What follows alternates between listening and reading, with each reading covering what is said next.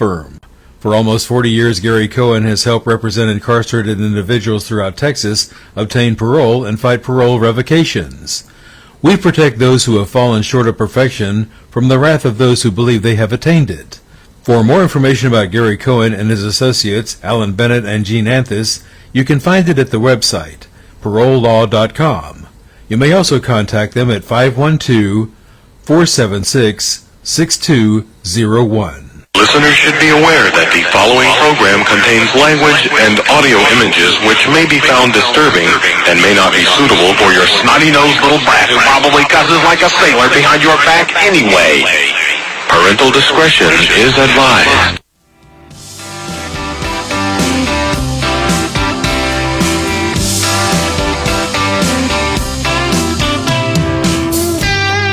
Daddy, I'm coming to see you at visiting hours next week. Mama ain't been doing too well, I'll tell you more when we speak. And Billy's loving high school. He's out there blocking for JV. I'm sure he's gonna come around by the time you get released. It's Friday night, the inmates go quiet. Listen for a voice they know. It's time to holler down the pipe chase and rattle them bars, because we're going to do a prison show for you right here at beautiful old, historic old, exciting new KPFT Houston, from the heart of Montrose, where we all hope tomorrow will be a better day. Dreams, I can see your freedom, I will hold you once more. The man with no visitors, no money on the books. Remember, David's always gonna be here. You're never so alone. This thing's my love. It's Friday night, the inmates go quiet. Listen for a voice they know. It's prison radio. Prison radio. And welcome to the Prison Show. Tonight is Friday, January the 17th, and it's fixing to get cold in Houston. Yeah, my friend Joy and I were thinking about knitting some sweaters for her chickens and her roosters and her turkeys. I think she already has some sweaters for her goats. So we're gonna be knitting some stuff for her livestock this weekend. Hope y'all are hunkering down. And I think a couple weeks ago I mentioned that they were picking up blankets, and I was told by someone at, because they were picking up blankets at Pulaski. I was told by, I was informed by someone that they pick them up to wash them and then return them right back. I don't think that happened, but you know what? Hopefully by this coming weekend, those blankets will be passed out and everybody will have one, maybe two. I think they may need two by the looks of things, right? Yeah, because it's coming. I didn't think it was going to be that bad. Now I'm getting alerts from work that we possibly may not be going to work on Tuesday. So, and you know, a lot's going on over at the Troll, let me tell you. And we're still worried about Big Daddy. I don't think we've heard from Big Daddy over at the Telford unit. So I think we're putting out an APB, making sure Big Daddy's okay. So if you can hear us, Big Daddy, let one of your people know so they can let us know that you're okay. And of course, the Troll group sends their love. We all appreciate Big Daddy, even though things got overtaken this week by by someone on the Styles unit. But as they said, you know, what happens on Styles stays on Styles. Right? Yeah, that's what I was told.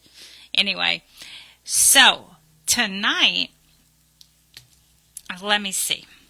Tonight, I had the other thing up on my phone, but tonight, David, of course, has outlined a great show for us. Allison Mathis, she's the attorney at Mathis Legal Services. She's the former assistant public defender at Harris County Public Defender's Office. She is going to be on the air tonight. Brittany Robertson, one of my favorite people. Hey, Brittany. Director of Incarcerated Support, Ad-Seg Specialist with TPCA, and Texas Prison Reform Activist. And, of course, Linda and I are here with the Death Row Angels.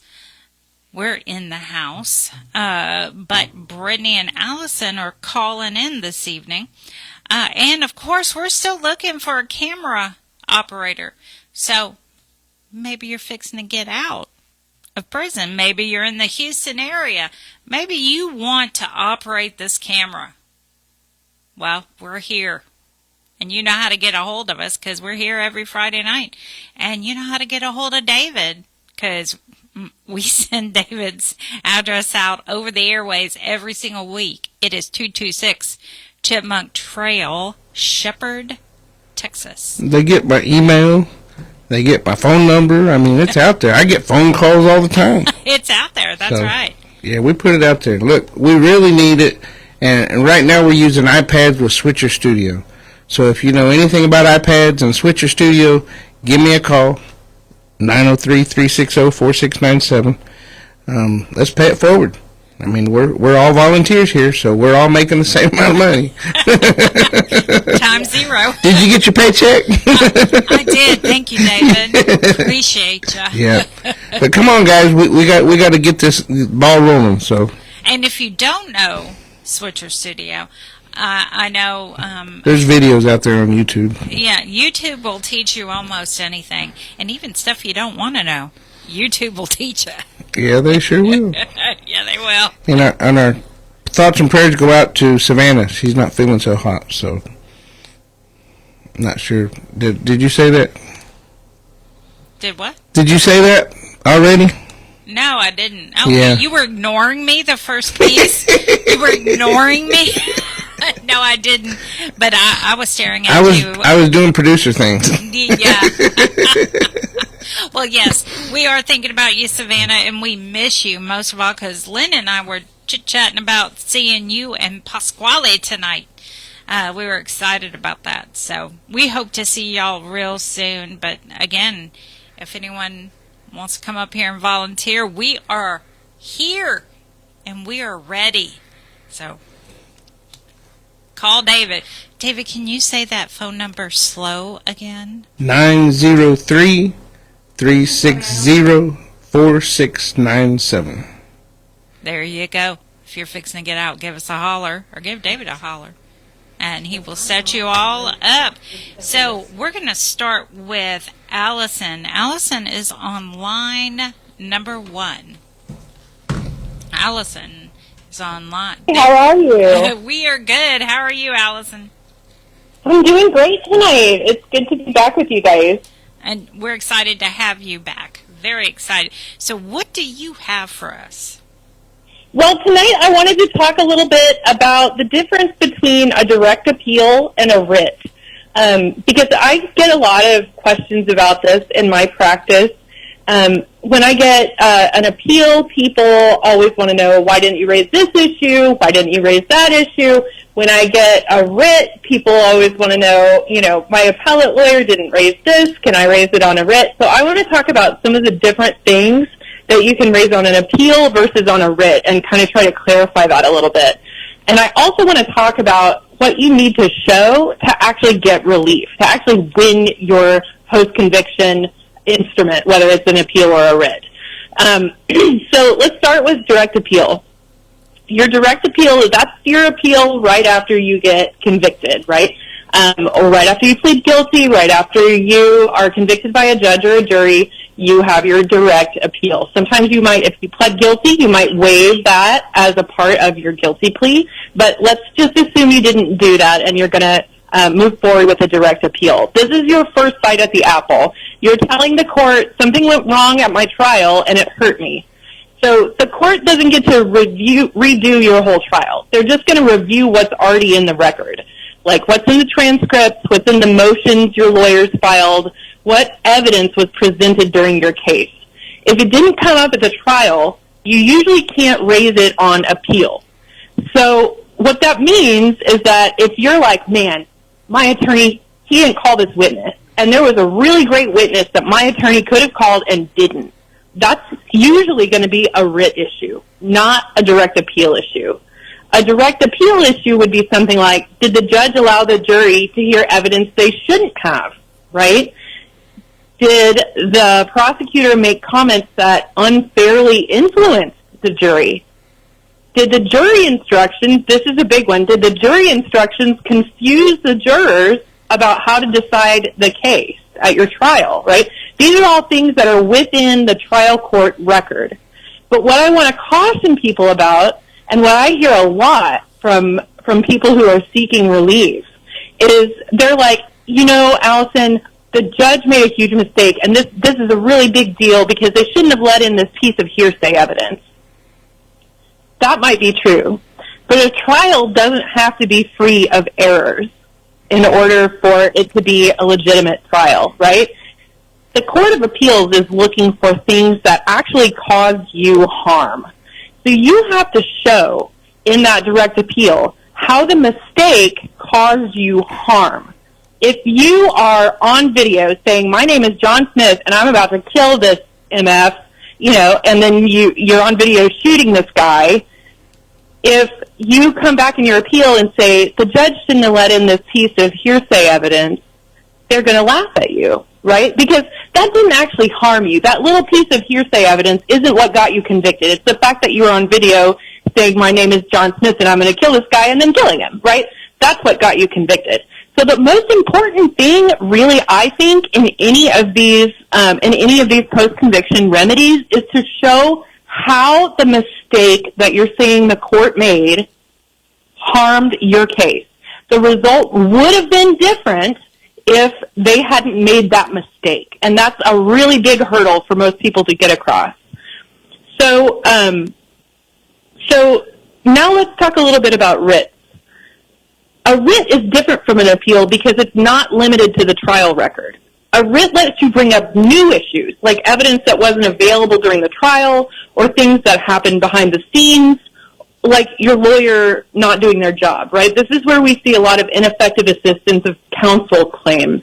And a lot of times what writ lawyers do is something called bootstrapping, right? So it might have been that there's really a search and seizure issue here that didn't get raised at trial. And so the appellate court in the direct appeal didn't consider the search and seizure issue. Well, a search and seizure issue is not a writ issue. But an attorney being ineffective and not raising a major issue like a search and seizure issue, that is a writ issue. Do you see what I'm saying?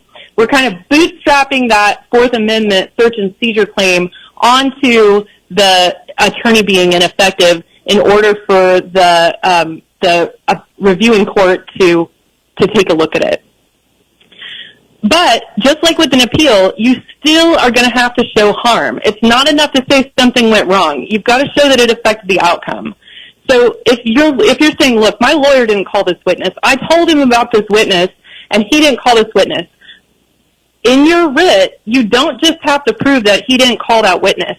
You have to prove that he didn't call that witness, that that witness was available to testify, and that what that witness was going to testify to probably would have changed the verdict, right? You have to show how that harmed you. You can't just complain without offering up why the error mattered. If the prosecutor didn't disclose all the evidence in your case, you might need to show why that mattered, right? Was it exonerating evidence, right? Was it a Brady violation? Or was it just something that would have made you look even worse, right? I mean, I've had clients say stuff like that to me. Well, they didn't charge me with, the other drugs that they found in my car. Well, I'm not going to bring that up. That's awesome. That's awesome. So I think this is one of the things that we writs are all about fairness and justice, but they're also about proof, and you can't just guess or speculate. You've got to bring the solid evidence to back up your claim. So writs are really tricky, and one of the reasons is because of latches, right? And latches is a doctrine that most criminal attorneys don't deal with very often because it's mostly from civil law. And what latches is the court saying, you waited too long to bring this up. If you find new evidence or you realize something went wrong, you have to act pretty quickly. If you sit on it for years, the court might refuse to hear it even if your claim is valid. And part of the reason for that is because they feel like, it's not fair to the state for you to have sat there for the last, 10 years while witnesses die or become unavailable, and for you to just sit on your rights and not claim them while it gets harder and harder for the state to prove their case again. So evidence gets lost. It's tougher for the court to make a fair decision. So if something comes up, you need to go ahead and file the writ, but you also need to be careful because you've really only got one shot on this. And if you file repetitive writs enough and you make the Court of Criminal Appeals mad enough, they can enter an abusive writ finding on you, and they can take away your good time credit. So we need to be careful. Right. I've seen the abusive writ quite a few times on death penalty cases. They like to throw that in quite a bit. I've never seen it on someone, in general population. But of course, I don't look that often at. Yeah, I have, because we have people writing to us all the time saying, would you take a look at this case? Would you file a writ into my case? And so you look it up, and you're like, oh my gosh, you've already filed 26 writs. Oh my gosh. You've already got an abusive writ finding, And so, no, I'm not going to do that. Help either one of us, So to kind of sum it up, one of the things that I heard from one of my mentors was, if you write a brief or a writ and it has 17 issues in it, what that means is that you have no issues. So if you're like, hey, lawyer, how come you only brought 3 issues when I told you there's all kinds of mistakes in my case? The reason is because most of those issues probably didn't rise to the level of causing actual harm in your case. They might have been mistakes, but they weren't enough to rise to the level of actual harm. And when judges look at just a chicken soup of every possible little tiny time that the judge breathed wrong, they look at that and they say, this is not very credible. So I would encourage, if you're writing your own writs, to be short, to the point, sweet, and really go with the issues that cause you harm in your trial. And that's kind of my quick summary of the difference between a writ and an appeal, and showing harm being probably the most important thing you can do. You know what, I get that question a lot from people about direct appeal and writs. I am not an attorney, and you just did fantastic. I'm going to definitely tell them to go back and listen to. Now, is this across the United States? Because now we're across the United States. I know, and I think it's true for most jurisdictions, but I think there's different case law in different jurisdictions about what specifically can be litigated on a writ, and so consult your own rules of procedure if you're in a different state. Great. Well, Allison, do you have anything else, any tidbits for us this coming, I know, session began last week? Oh, gosh. No, I mean, other than I think we're in for a really stressful next couple of years with the changes in the judiciary. Oh, gosh, and with the changes in the Court of Criminal Appeals, Judge Newell, who is currently on the Court of Criminal Appeals, just announced that he will not be running for re-election, and I didn't agree with everything he had to say, but he was certainly better than most, and I'm very concerned about the makeup of the Court of Criminal Appeals and, frankly, the intermediate courts of appeals going into this next year. So I've got my fingers crossed and toes crossed that they're better than I think they're going to be. But I think that quite a few people are feeling what you did, or what you are feeling. I'm getting a finger wag at me. David's wagging his finger from across the thing. I think quite a few people are feeling what you're feeling. I know I am, and anyone that's listened to the show previously knows how I'm feeling. Allison, what's a good address they could write to you at? So you can write to me at 1942 West Gray, number 1118, Houston, Texas, 77019. And my email address is Allison, Allison, at defended, defended.me. Here's the thing, though. I just launched back into private practice. I really only take retained work. So if you've got a question or something, I really only take court-appointed work. I don't take hardly any retained cases. And so because I am mostly a court-appointed attorney, I also can't take a lot of pro bono stuff because I just don't have time and I don't make any money already. So that's a great way to sum it up there. But I'm glad to answer a question if you've got a quick question or something. But like I get a decent amount of letters being like, hey, can you look into my case? And probably I can't because I would need to devote more time to it than I really have. But I might be able to direct you to an agency or something. So I'm always glad to hear from people. But don't be mad if I can't take your case for free. Well, you're awesome, Allison. We appreciate your input, and we look forward to having you on the show again. No, I love you guys, and everybody at the unit, stay warm. It's going to be a really messy weekend, it looks like. Yes, it will, and I'm sure all the other states that are always cold during the winter, they're like, how cold is it going to get in Houston? Well, we're not used to it. We're not used to it. No, and we don't have we can't ever be sure that our power is going to stay on, too. That's the other part. We don't have an infrastructure. Amen. Amen. Well, thank you, Allison, and we will see you back here soon. Okay, bye, guys. Good night. Good night. Bye-bye. All right, and now we're going to have Brittany. Hey, Brittany. Hey, good evening. Good evening. How are you doing? Oh, I'm doing good. Just getting over the flu. And, I'm hearing about the drastic cold down there. Yeah, up in Wisconsin, we're looking at negative 30 here in the next couple days. So if I have any advice, your space heaters are important, and make sure you got plastic over your windows. If the plastic wrap's too expensive, painter's drop cloth is the same thing for half the price. That's about all I can do on that. Interesting.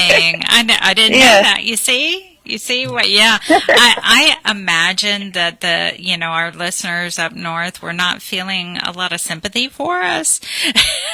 However, I'm sure the guys. Oh, I do. The guys inside are, we're hoping that those blankets. Yes. Have you heard anything about them? Because I know a few weeks ago it was Polanski taking up the blankets. Yeah, so there was some complaints about blankets being taken up, and there wasn't the communication on the fact that they were being brought back, and that some of them needed to be replaced. So I'm hoping that they're able to bring them all of the necessities they need. I know, we got questions about windows being broken out and things like that, where it's kind of some of the structural issues have to be fixed in order to keep to keep the heat in. Absolutely. So. And of course, the number one, give us, a free pass because we're short on staff. That is the, right. The blanket response that we always get. We're short on staff. Yes, the chronic condition of staffing shortages, or short on staff SOS, which I think we've all been sending those out. Yes, SOS. Yes. Yeah, so right now, really, I was reached out to by a few people that are listening in other states, and they kind of asked, what exactly is Texas prison reform? What do you do? And basically, it's an incarcerated led advocacy group that's in the unit spread throughout the state. So what they do is they help collect and compile data primarily, and then also the issues that they run into throughout their incarceration also is able to help supply me with the ways I can prove that solitary is harming them. Aside from like the issues receiving medical care and other things like that, there's a lot of data that we're not collecting, and if we were able to collect it, not only would it prove that solitary is harmful, which we all know, but it would also prove to the Texas taxpayers just how harmful is solitary confinement to your state. What is it doing to your pocketbook? What is it doing to the safety of your community? Are people being released with mental illness when previously they didn't have any? There's so many questions as to the harm and the waste of it. But right now we're seeking a legislative bill to be introduced to help us kind of study that harm. It's going to go over the basic demographics, right, the age, race, sex, but it's also going to be touching on more of the actual in-depth knowledge of solitary, so the different types of placement. Death row is solitary. The mental health care units, though, that is considered solitary. Anything that reduces your time out of your cell. So it's also going to be looking at the rehabilitative programs that are offered, the staffing ratio for solitary confinement, the number of times individuals were placed in, the duration of each person held in solitary confinement, and the unit utilization, so the number of solitary confinement units in use within each institution. But it's also going to look into existing mental health diagnoses of people that are in there, and then also, how many people reported those within a year. So what we're hoping to do is not just have a bill to prove the harm of solitary, but also to help collect the data to show us how to do away with it. One thing I always tell these guys is your disciplinary history tells me what you need. If somebody has failed UAs, that's drug rehabilitation programming. If somebody has an issue with an officer or gets into an altercation, their programming should be directed towards that. But right now in Texas solitary confinement, those programs aren't accessible. But if we look at the harm and we collect the data, we can see how we keep people out of solitary confinement and in turn keep them out of prison. But that's kind of what we're working on right now. And you're still looking for a sponsor for the bill, correct? Absolutely. We had talked to Nessa, and her office has interest, so we're looking to get a few more. And basically, I think any representative that would be willing to sponsor this bill also proves their willingness to help protect their public. There's no harm in collecting data, and if Texas is to move into the next step, towards their 2030 plan, that data is essential to proving, are we moving towards 2030 or are we stepping back into 2020? We have no way to know. We don't know the harm of the programs. We don't know the benefits of the programs. I do know one program gets $5 million in funding, but I don't know what that return. The grad program, and there's two other programs that share the same funding. Now, I don't know how many people graduated through that program and didn't go back into, their confirmed group, or exactly what benefit that program is having on these individuals to keep them from being active members. Because right now the data is not there to prove that anything is really beneficial.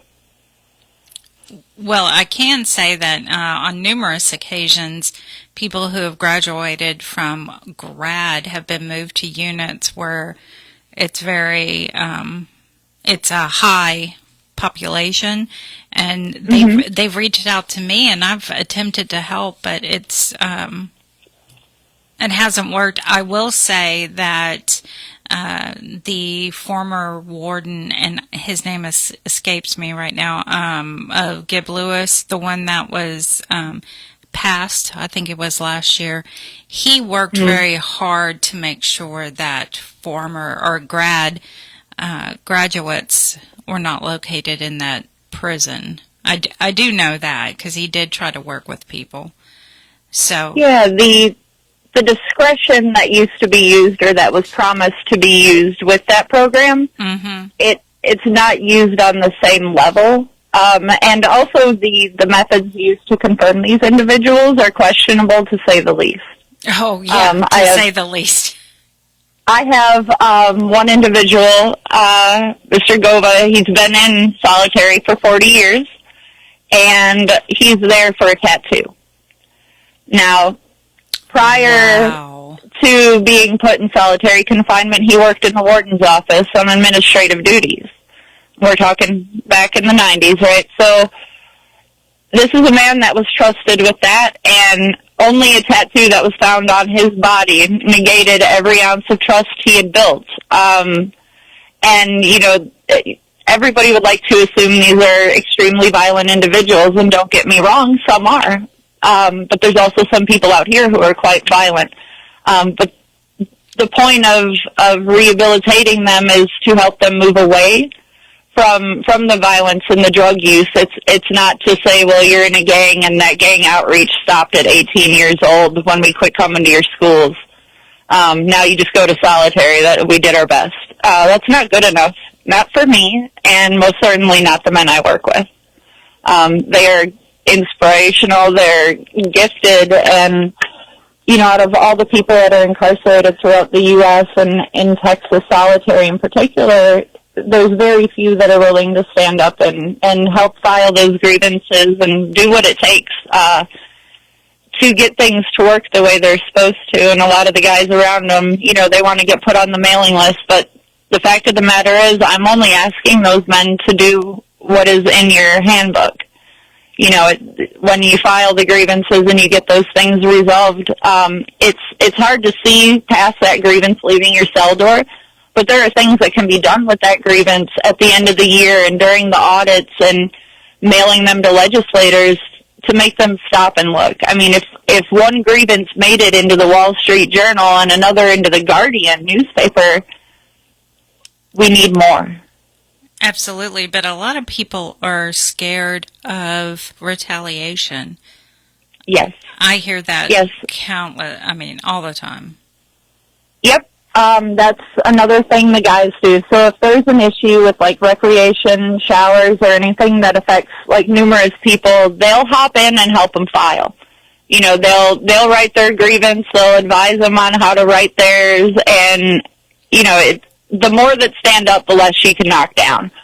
And if 15 guys get together on a grievance and they all turn that grievance in, I dare a guard to try to retaliate on 15 men. Oh, it won't happen. Yeah. That is very true. But it's just hard to get a group of people. It is.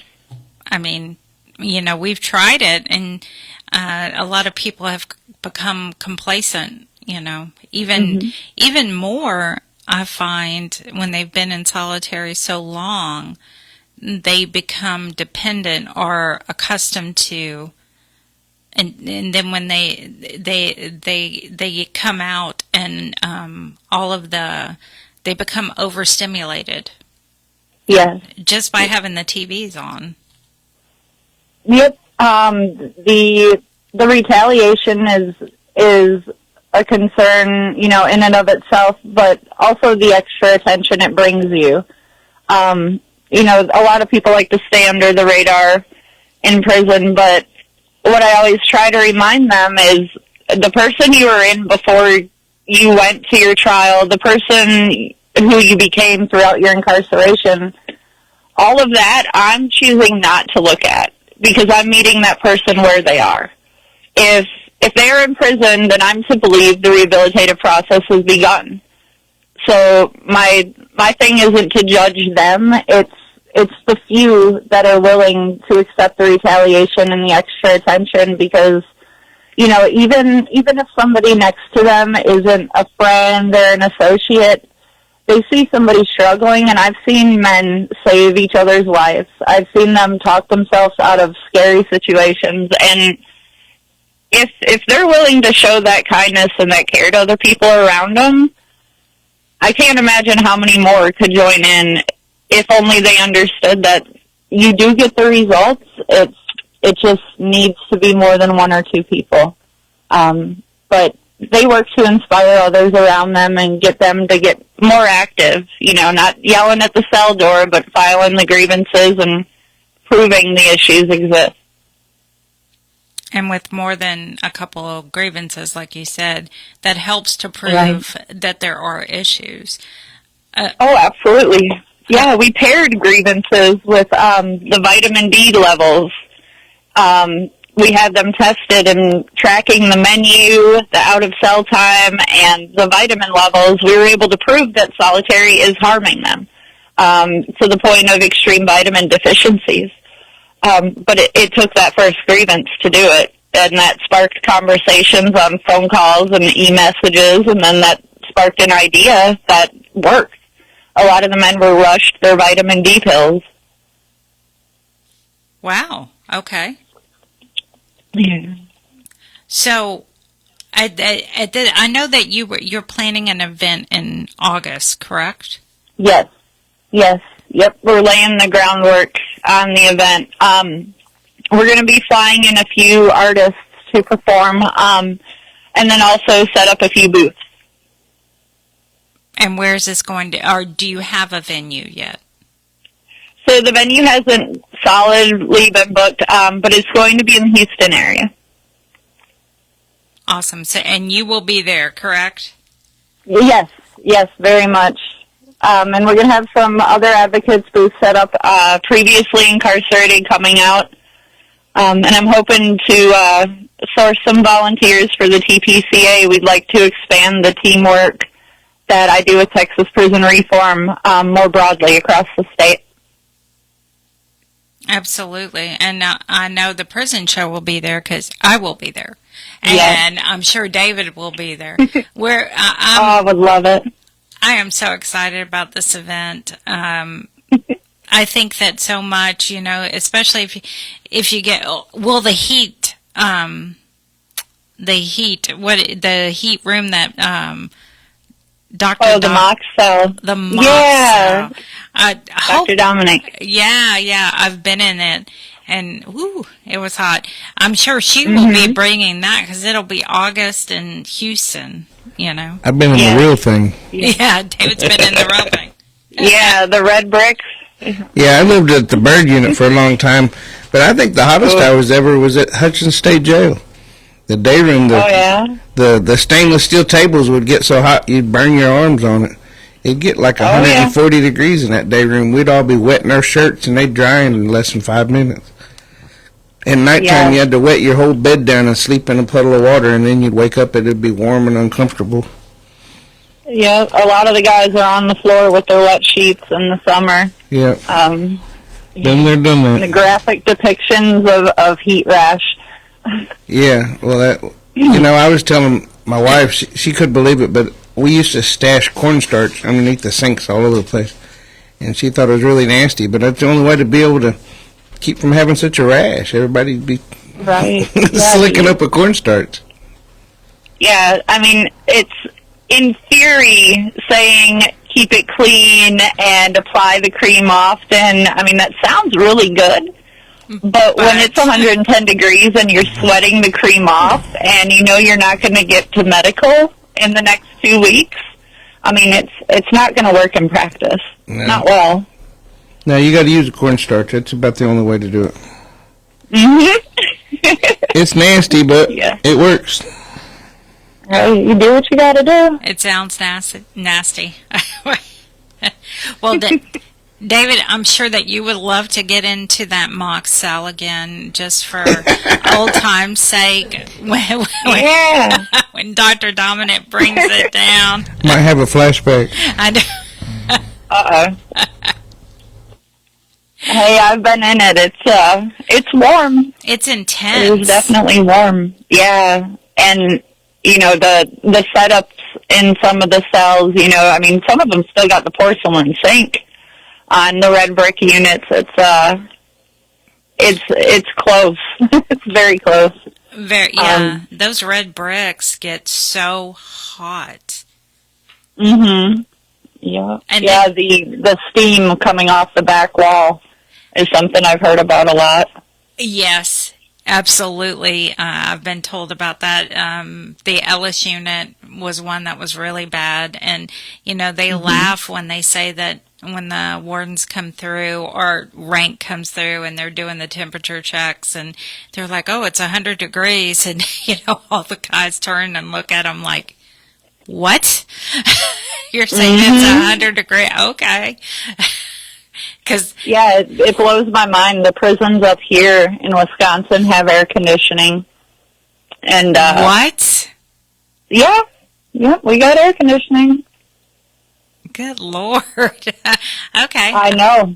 All we have to do, literally, we rarely see 90. And, up here in the summer, my phone's going off every morning with the different locations I set to tell me their temperature. And to go turn my air conditioning on is like a form of torture in itself, because I wish I could get it to them. You know what I mean? Right. That really, I did not realize that Wisconsin had air conditioning. Mm-hmm. That's Yes, the prisons are equipped and comfortable.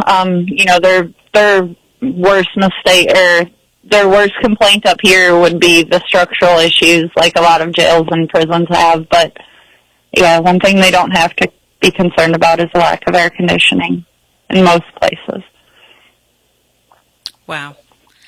Well, Brittany, we thank you so much for coming on. And how can someone write to you? So we can be reached at Texas Prison Community Advocates, and that's P.O. Box 1974, Fulton, Texas, 78358. Okay, I have P.O. Box 1974, Fulton, Texas, 78358. Yes, absolutely. Awesome. And if they write to you, will you add them on your Securus? So I have added a lot of people. It's getting to the point where when I scroll through my contacts, the app crashes. Yeah. Mine does too. I go to the website. I just use the website. Yeah. I don't even use the app because it crashes on me. So often.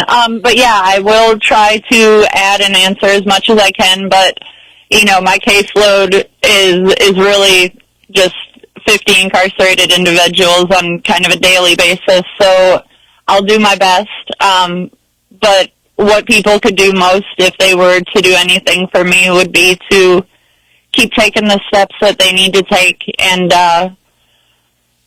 just don't be afraid to reach out to the people around you and ask them for help.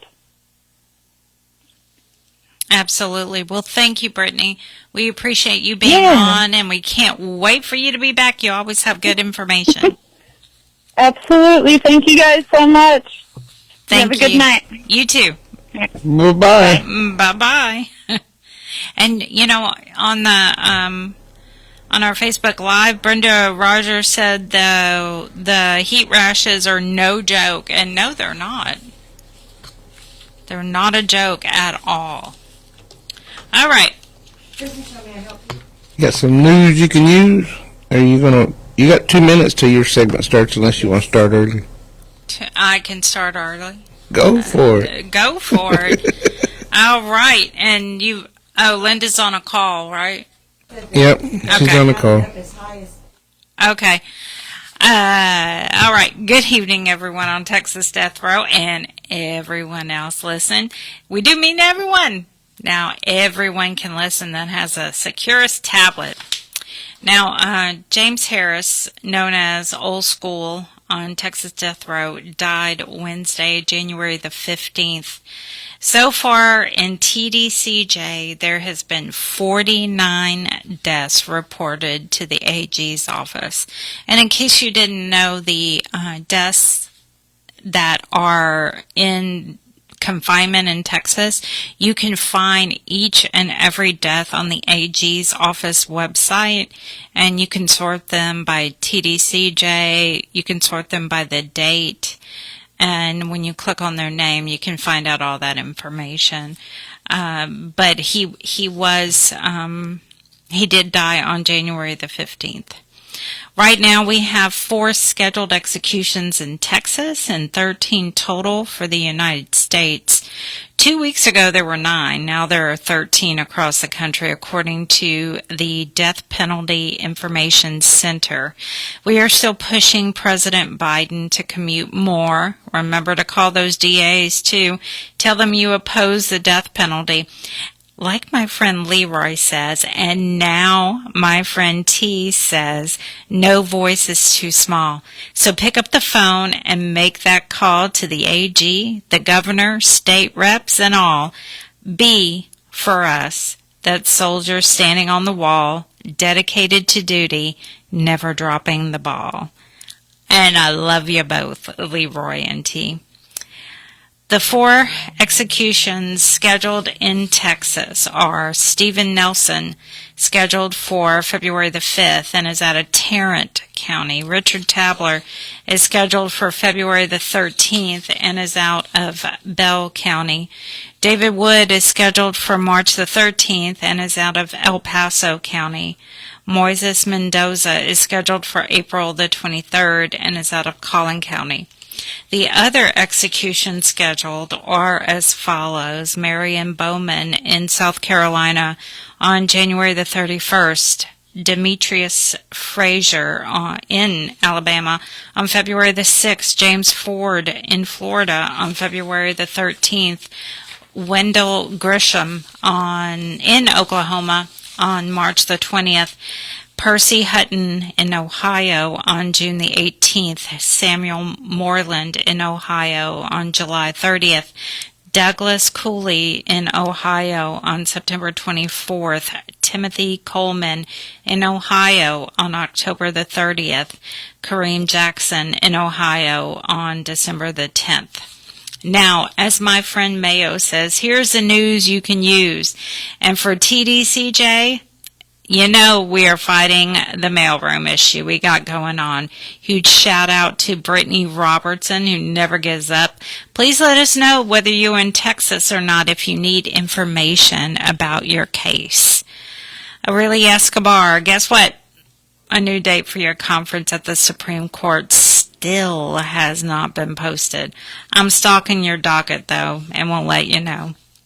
Paul Story, you are scheduled for conference today, January the 17th at the Supreme Court.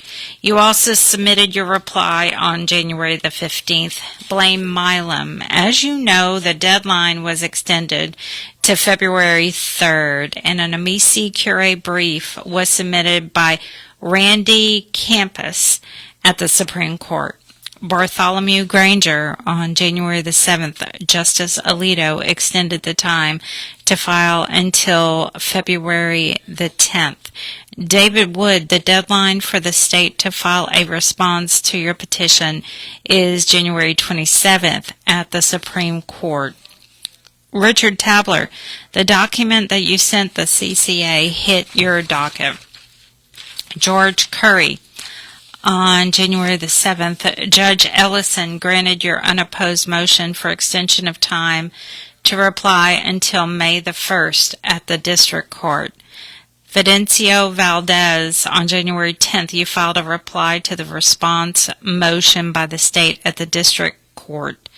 Brian Suniga, on January the 14th, you submitted a renewed motion for discovery at the District Court.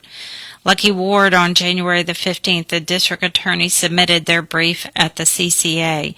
Robert Solis, on January 15th, the district attorney submitted their brief at the CCA. William Davis, oral arguments are scheduled for you on February 5th at the CCA.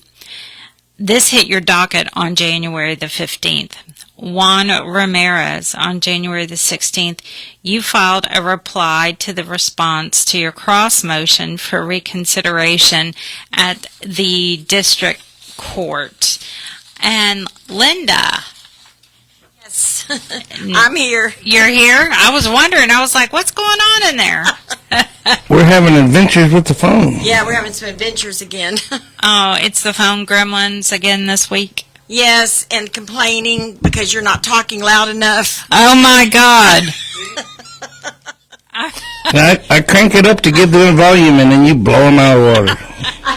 I said, she talks loud all the time, and he said, no, she's not. She's just whispering. I can assure you I never whisper.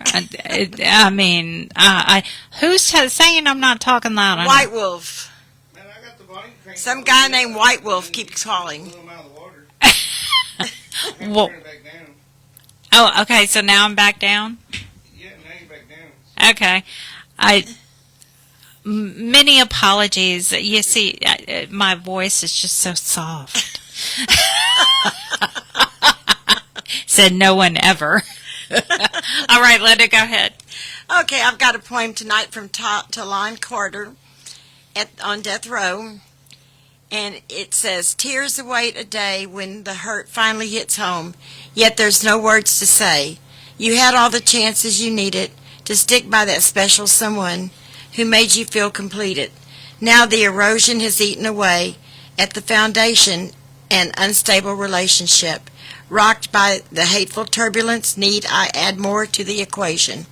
Reaching out to me when you need a true shoulder to cry on, then you're back to those same tactics, complaining about being alone, steady tarnishing this relationship that's past its end.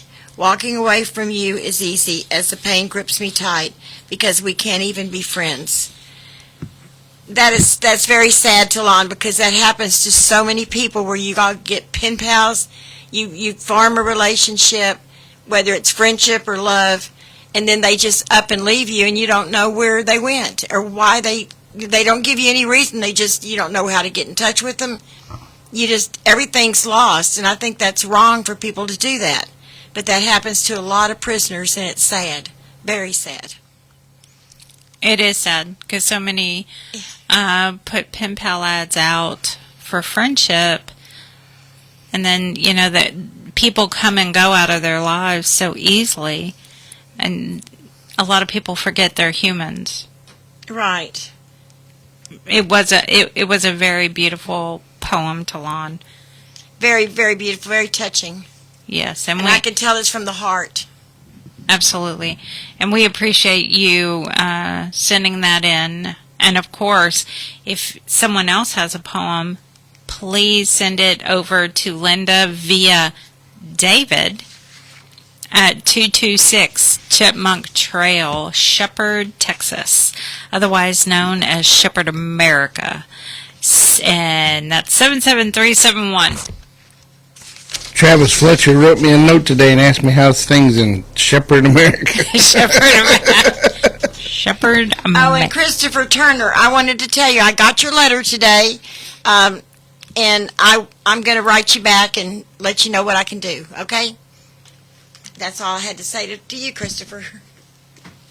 All right. Now, I know we've got a few minutes, so TPA, Texas Prisons Alliance, put out a TDCJ New Year to-do list, and a lot of it is very important. The HIPAA PHI form, you should be filling that out. It is good for 2 years. However, if you don't remember when you filled it out, or maybe you filled it out so long ago, it was the 6 month, because there was one right before the 2 years started. It was a 6 month.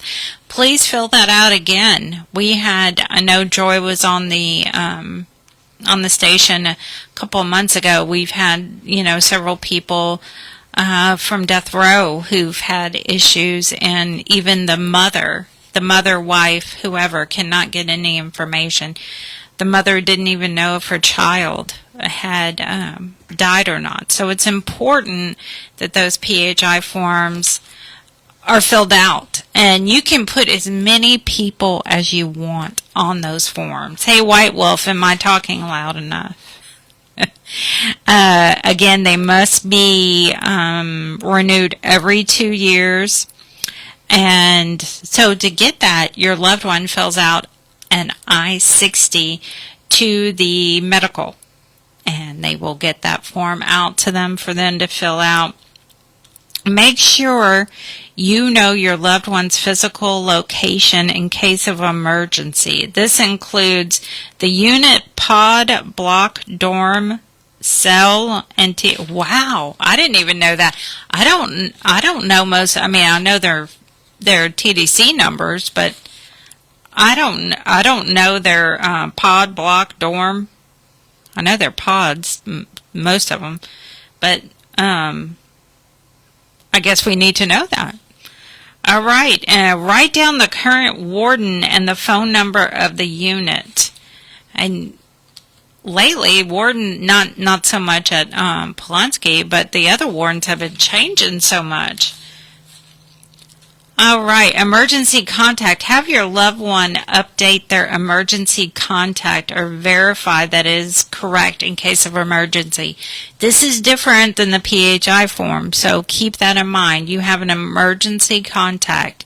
Make sure you have it updated. I mean, maybe you had your parents on and they've passed since you've been in prison. Make sure you have that updated. Encourage your loved one to review and make any necessary updates, changes to their family history page, births, miscarriage or marriages, relationship changes, etc. Write down a list of your loved one's current medications, treatments, chronic illnesses, diagnoses. I know Linda keeps track of a few people's, no matter what they do, she has a list of every medication, every time they went to their to the doctor, every time their bowels moved. Linda's got it. Let me tell you, Linda's got everything. And I know. I have a file of all kinds of illnesses and sickness and everything. She's got it. And also a format. Remember the format for TDCJ emails. It is the first name. So Brian.Collier@tdcj.texas.gov. So that was just an example. Just an example. All right. I think I've run my time into the ground. And David's telling me to stop. We're going to do a break song. Oh, we got a break song. We'll see how this one goes. Awesome.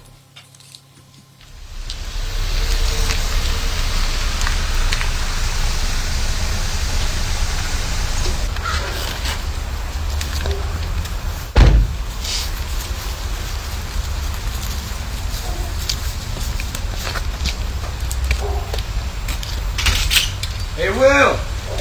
Will! Hey, yo, Will! No, Will! Will!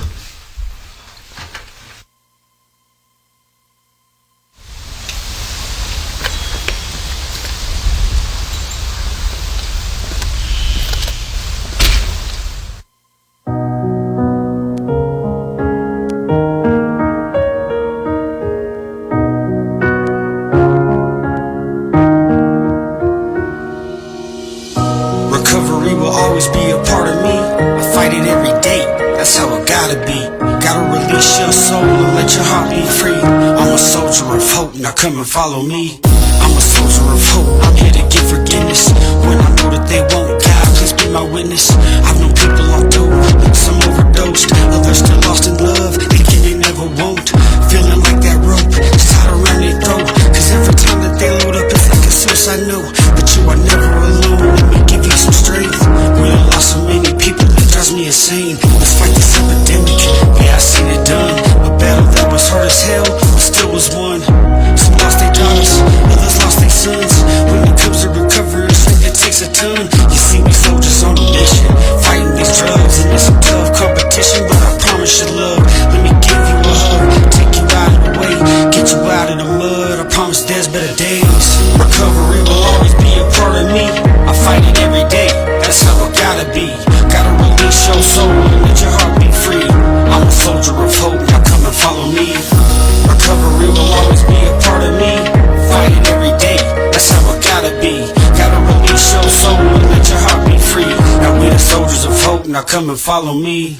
We lose people every day and it breaks my heart to see some beautiful life ripped apart, all because they was chasing the high. I hit my knees, then I prayed to the skies. I was yelling at God, please save my little brother. It killed me if I lost him in a death. It killed my mother, now he's 6 years recovered. That's a real soldier, held on to hope when he thought that it was over. Now he a dad of 5, got himself a wife, fighting, working hard, laughing, loving, living life. Let that be an example to never give up. You see, the hope is the light, and the light's upon us, so let it shine. Chasing lives, everything will be fine. I'm spitting real like the one that holds the fisherman's line.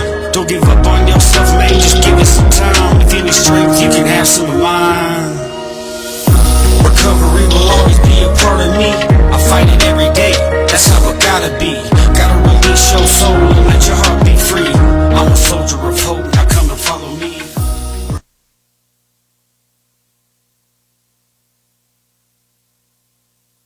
You're listening to KPFT Houston. Support for KPFT and the Prison Show is provided by the Cohen Parole Law Team. For almost 40 years, Gary Cohen has helped to represent incarcerated individuals throughout Texas, obtain parole, and fight parole revocations. We protect those who have fallen short of perfection from the wrath of those who believe they have attained it.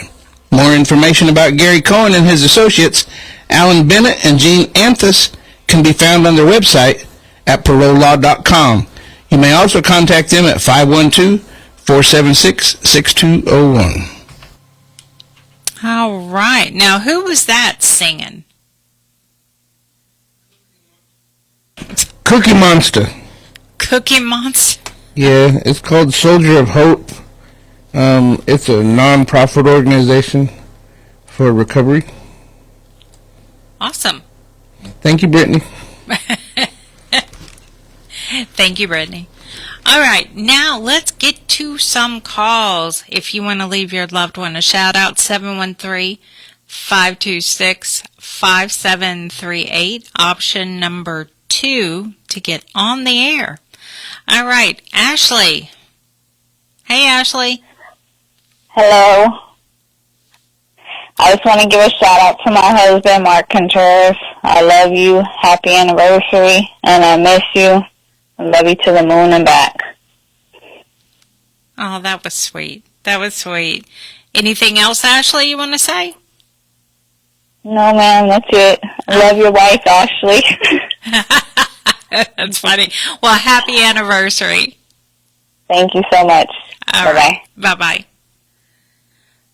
Okay, now we have Tom. Hey, Tom. Hello. Oh, I think... Hi, you're on the air. Who is this? Hello, how are you doing? This is Christopher. Hi, Christopher. Hello, how are you? Doing good. Well, you are on the air, Chris. Oh, that's cool. I just wanted to call in and give a shout out to Christina Tomczak. She is over near down in Unit Mountain View, Gatesville, and I just wanted to remind her, let her know that although things are tough and things are hard, I'm still right here. I'm not going anywhere, and I love her to death. And I just wanted to let the whole world know all of that. Aw, that is so sweet. She's a good person, and I miss her a lot. I really do. Well, you know what? Every woman dreams of having a man say that on the air. that is that's cool. That is awesome, and we appreciate you calling. Yes, ma'am. Thank you for answering. All right, thank you. Have a great evening. Bye-bye. You also. Bye. Okay, I guess we're going to go back to Tom now.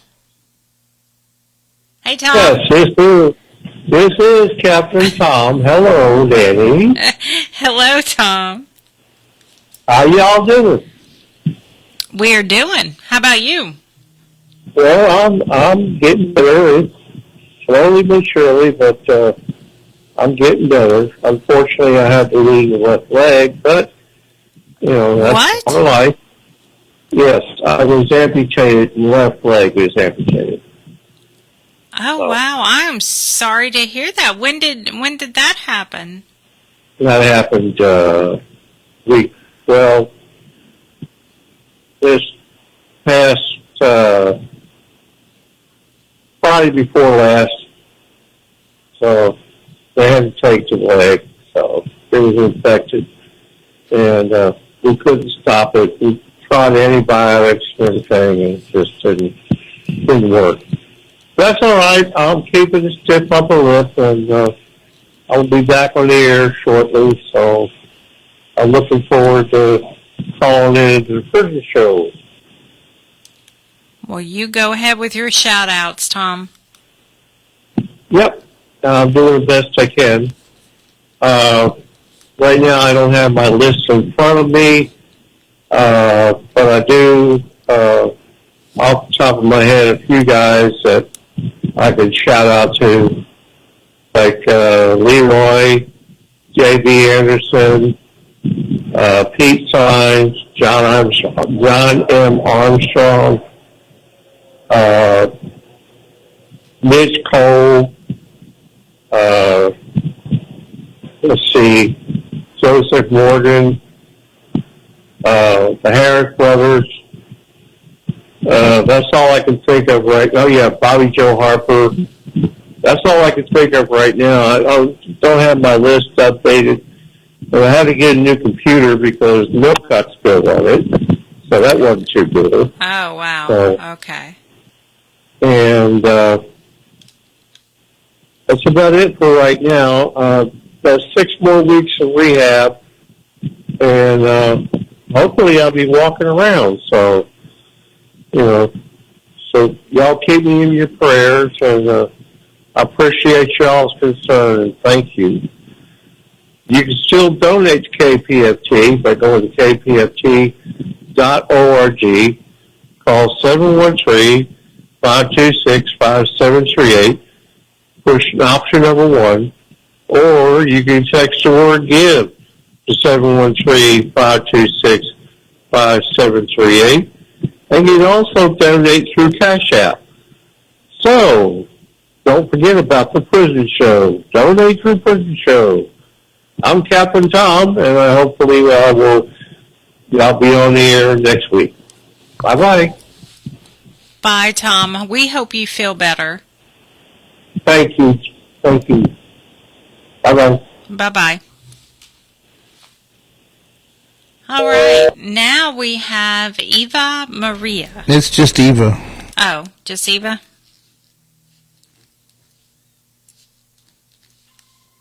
Hey Kyle, I just want to wish you a nice weekend. I hope you have some fun in there. Just always keep your head up, and I hope everything's good. I hope you enjoyed your day today, and also hopefully the weekend will be fine. Yeah, keep your head up. Just know we all love you, and I'm very, very proud of you. I love you, Kyle. Keep your head up. Bye. Oh, that was sweet. All right. Carmela. Line 4. I'd like to make 2 short shout-outs. The first one is to my nephew, Bradley Aiken at the, I forgot the name of it, right off the top of my head. Beto, thank you. Beto Unit. Bradley, hope you're doing okay.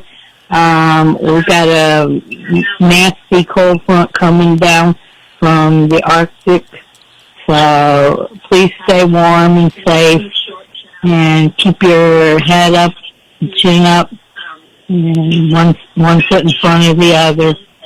I love you. I hope to be able to contact you sometime, or I have to go through your mom and dad. Just know that you're loved. And Have a good Martin Luther King Day Monday. My second shout out is to, excuse me, Marcus Mullins at the Dieball Unit. Hi, Marcus. I hope this finds you well and safe. I hope you're staying warm. We've had a cold spell and getting ready to have an Arctic front come through this weekend. Just hope you're doing well. I'm thinking of you. And just know that you're in my hot thoughts and prayers. And just stay warm and safe. And just take care. I'll talk to you next time I call in, okay? Thank you, Prison Show. Everybody stay warm and safe on the road, traveling grace. And just stay warm and safe through this cold spell. Thank you, Prison Show, for all you do. Good night. Good night. Have a great weekend. Thank you. You likewise. I'm hibernating. I hear ya. I hear ya. All right. Now we have Caitlin.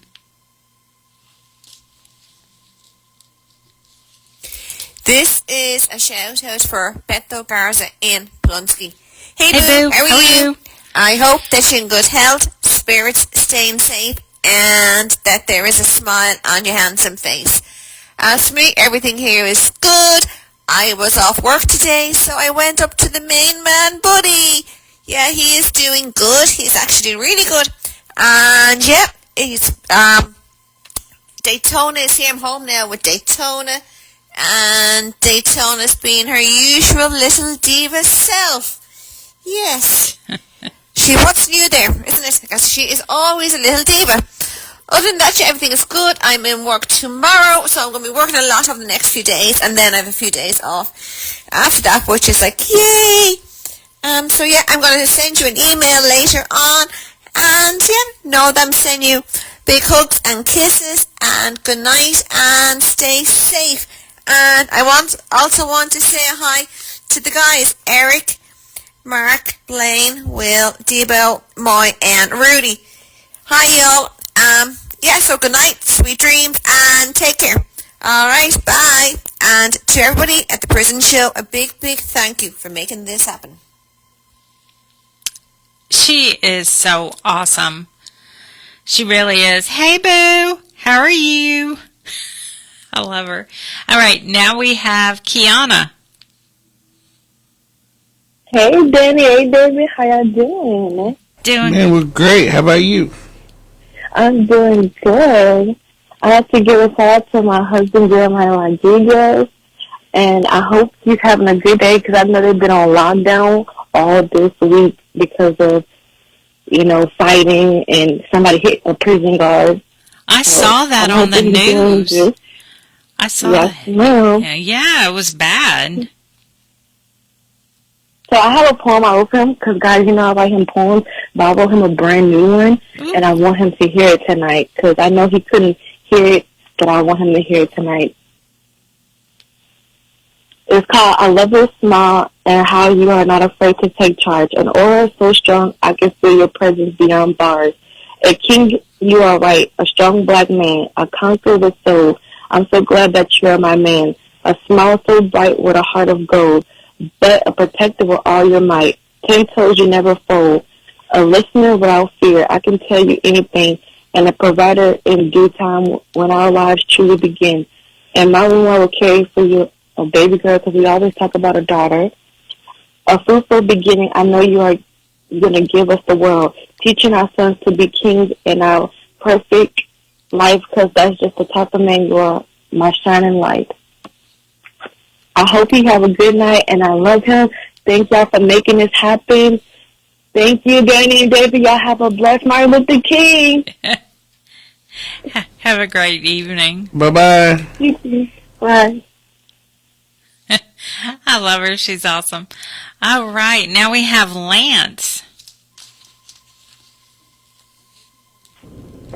Hello, this is Lance Brown. I'm the director of Therapon Prison Ministry, and we're having a fundraiser at Fellowship of Huntsville Church on February 1st at 5 p.m. We'll have McKenzie barbecue, and we've got a bunch of items made in the craft shop that we'll be doing a silent auction on, and the highlight of the evening is a concert by the One Percenters. And if you've never seen the One Percenters, they're an awesome, awesome band. The guys in prison absolutely love them. So come to Fellowship of Huntsville Church next to the fairgrounds in Huntsville, Texas, and we want to see you there this coming February the 1st. It's a Saturday night at 5 p.m. Thank you very much. Those of y'all that don't know, that's Dr. Paul Carlin's old school, the Therapon, and they go in and out of the Wainwright unit right now. It sounds like fun. Dr. Paul Carlin used to set up a tent outside of most of the prisons, and then they'd have a revival for 2 or 3 days.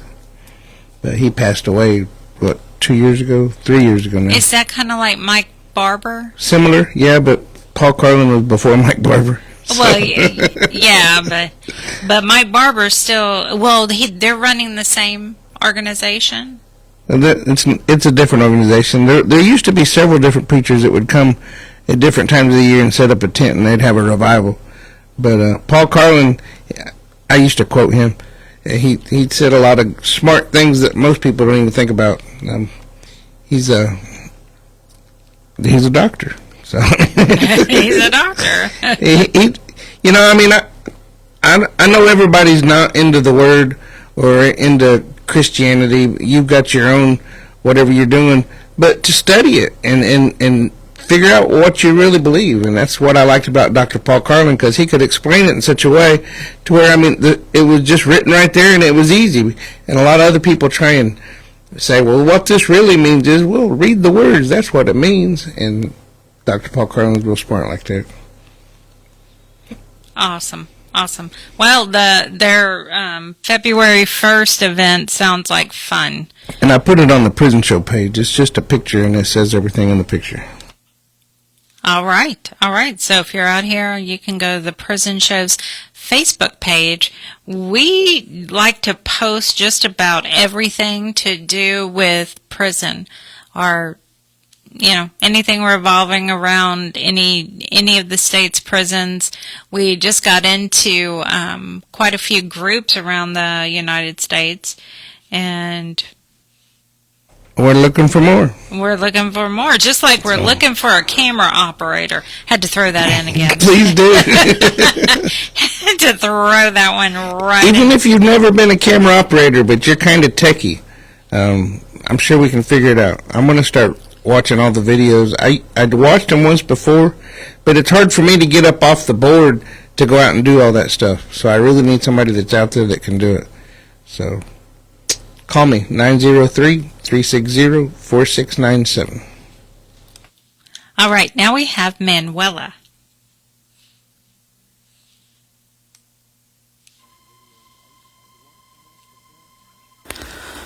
Hi, this is my shout out to my beloved dream husband Robert Robertson, Polanski Unit, Death Row. Hey baby, how you doing today? I do hope and pray that you are as good and as well as you possibly can be, according to the circumstances. As for me, I'm as good and as well as I can be at this time. I want you to know that I'm always thinking about you, day and night, and I miss you like crazy, and I want you, and I only want you, always and forever, baby. You are my only one, my dream husband, my great big true love of my life, and I can't imagine my life without you, baby. I pray for you every day that you will come home soon, and I love you bunches and bunches and bunches and bunches and more bunches, and I need you, baby. I need you to survive. Good night, my sweetheart. Sweet and blessed dreams to you. I love you so much. Good night. And there she goes with those kisses, Robert. All right, now we have Lydia on line 1. Hey, Lydia. Hey, Dani, can you hear me? Sure can. Okay, that's good. Hey, I just sent Linda a picture of Buddy. Oh, really? Yes, I don't have your number. I don't think I have your number. I might. But Bethel told me you wanted to see a picture of Buddy. I do. Yes. Kathy's horse, yes. So I just sent it to Linda, told Linda to share it with you. I sure will. Hopefully she's listening right now. Share it with me, Linda. Oh, she's not there? Well, she's there tonight, isn't she? No, I'm screaming across the thing because we can't see one another right now because I've got a monitor in my face. Lydia, where did you send it to? Oh. My phone number or what? Yes, I did. I sent it to your phone number. I sent it through WhatsApp too, but I don't know if you have WhatsApp. I have WhatsApp. But I also send it to just as to your phone. Okay, because I don't see it on my. Oh, no, it just now came over. Yeah. Okay. He's a pretty horse. Oh, Buddy's a heart. You know what? I thought Buddy was a rabbit. No, but he was a horse. Okay, well, he's a horse. He's very pretty. Yeah, he's very pretty. Yeah. Send it to me, Linda. I will. Okay. Well, I'll Beth knows that I send it to you. He asked me to send it to you, so there it is. I just heard Buddy with the girls. And Dave, he'll probably see it too. But, hi, Mijo. Tina just sent an invite to a barbecue tomorrow. 2 p.m. for a barbecue. Somebody, Texas and somebody's playing tomorrow, Kansas. So she's having a barbecue at 2 p.m., so might make it over there. It's supposed to be a very pretty day tomorrow before the weather starts dropping. But I'm going to try and get things done and get ready for this cold weather. Like I told you, I'm going to start bringing my plants in and doing other things that I need to do for this cold weather. You all keep safe, keep warm, and those that drive, like Linda, drive safely. You know, she's everywhere. And I'm sure you told the guys that I subscribe to all those catalogs that they wanted. So tell them that I subscribed. I put them on the list. Okay? I love you, Mijo. I'll talk to you tomorrow and get some rest. Love you and good night. Good night, guys. Good night, Lydia. Have a great day or a great evening. You too. A great evening, yes. And it's supposed. Are you guys having a beautiful day tomorrow? I think so. We are. We're going to be up at 80 degrees, and then Sunday we start getting cold most of the week. Yeah, we're going to get up to like 60 in Houston tomorrow. Yeah, we're going to be up close to 80 tomorrow. It's supposed to be very pretty. Yeah. Hope nobody catches a cold. I know. Yeah. I know. Hot, cold, hot, cold, hot, cold. I know. Well, you all take care and drive safely. Good night. Thank you for all you do for us. Thank you. Good night. Have a great weekend. Thank you. Bye. Bye-bye. So, Buddy is just gorgeous. He is so gorgeous. All right, now we have Mike.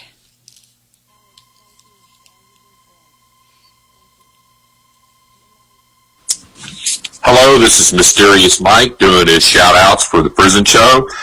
Here's my shout-outs. The guys in Texas, Guy Alexander, Jamie Cuppett, Stephen Russell, Stephen McGee. Shout-out for Philip Perez. Shout-out for Jovan, Matt, Thomas, Edward Rees, Adam Wilkerson. Shout-out for Oz. Shout-out for Haas. Tasha wants me to do a shout-out for Payday. Shout-out for Keith Money. Shout-out for Aaron Vasquez. Shout-out for Curtis Robertson. Shout-out for Blaine Milam. Special shout-out for Clarence Lee Bowman. Hopefully you're doing much better. Shout-out for Bill R. Sims. Shout-out for Raymond Lee Cart. Shout-out for Adam Wilkerson. And you can continue to write to Mysterious Mike in care of David Collingsworth. And go Texans, defeat the Chiefs. And I'll be turning 63 tomorrow. I'm going to have a happy birthday. And now back to the prison show. And adios. Adios, Mike. 226 Chipmunk Trail, and that is in Shepherd, Texas, 77371. That's where you can write Mysterious Mike. All right, now we have Jason. Hey, Jason. Prison show. Good evening, everyone, and Happy New Year. This is the first time I think I've called since we turned the calendar over. Good to be back on with everyone, and especially a Happy New Year to all the brothers and the sisters in white or all over the country who are listening.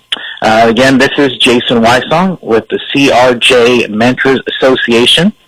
So I'll start with my shout-outs. Shout-outs to my brothers at the Huntsville, the Walls Unit. I will see you guys tomorrow morning. Looking forward to getting back and catching up with you guys. And the same as well, shout-out to the brothers at the Ferguson Unit Trustee Camp. Look forward to seeing you guys tomorrow afternoon. Shout-out to the brothers at the Ellis Unit and the Kairos team. Fortunately, we have not been able to share with you guys over the last weeks with holidays and staffing shortages. We have not been able to come in, but hopefully we'll be able to be back with you guys next week. All right, so as some of you have heard me before, I always try to offer what I call a mentor moment or something to encourage you. And what I'm going to do is, like Cowboy Dave said, I know that not everyone believes, has the same faith. I also share in the Christian faith, so I often do lean towards that. So I'm going to start off with a verse that is, I've been told, is maybe one of the most popular, well-known verses, especially in prison, and that's Romans 8:28, and we know that all these things work together for good to those who love God and those who are called according to His purpose. And you may be thinking, what does that have to do with me? And how can God make anything good out of my circumstances, being in prison, being in chains? But this I think, no matter what you believe or what your faith is, I think this is something you can relate to, and I think you'll want to grab a pen as well and make a couple notes here. So just consider this, that God is using your chains to change you. So chains are something that not only you can be affected by in prison, but even outside. And you look at the word chains. Look at the word chain. If you wrote the word chain. So the first letter in the word chain is C, and C stands for choices. So your choices, the choices that we make in life, can often easily become, we continue to make those choices, become our habits. That's the H. Habits. We continue with our habits, and our habits can become what? Automatic. And automatic behavior just continues and continues. No matter what choices you're making, bad choices or good choices, they become your habits, and then they eventually become automatic. That's your A. The I stands for identity. Your choices and the habits that are automatic, they eventually become your identity. And lastly, the N in the word chain is nature. That when you make all the choices that you make, the habits that become automatic, they become your identity, they become your nature. So today's choices become tomorrow's chain. And that's the choice that you have to make now and tomorrow when you wake up, is what you're going to do, what is going to be your habit, what's going to be your identity, and what's going to be your nature. You have that choice to make each and every day. So that is up to you to make, and as we start this new year, I encourage you, of course, to make good choices and to move forward in a positive direction, keep your head up, and stay encouraged for a new day. That's all I have. Thanks again, guys, and I look forward to speaking with you again soon. Good night, everyone. Good night, Jason. Have a great weekend. Hey, you too. Bye. All right, now we have Morgan.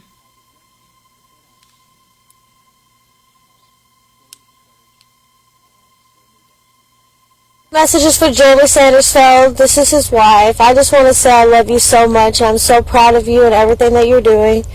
I hope you have a good day at work and a good day at school. I just want to tell you that I love you, and I will talk to you soon.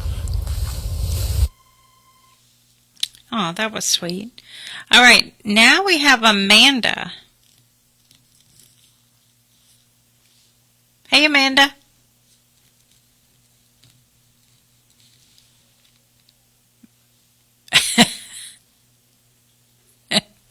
I guess maybe put her on hold and let's go to Stacy, and then we can come back to Amanda. Hey, Stacy. This is to my husband, Sporty Black at Wainwright Unit. Hey, baby, how's the day been for you? It's just the usual out here, trying to stay warm. I've been on the machine and placed the memes we spoke on with our whispers last night. Then I shared the concentration camp post on varied sites. Yeah, it's gotten 25 shares, including us. The girls are behaving. Mimi's been out in the snow all day. It rains tomorrow, then snows again Sunday. I miss you, baby. Ruth is just kissing you. Oh yeah, we placed on various Google alerts we'll speak on in our minutes that we speak tonight. Yeah, you should be calling soon. Oh, and baby, last night our call PM gave me an alert that the caller hung up. Ouch! But then you only have 2 minutes left. Every minute counts, ain't it? Yeah, baby, I didn't hang up on you, sweetheart. And you didn't hang up on me. It's the system. I love you, Sporty. Take care. I love you, boo.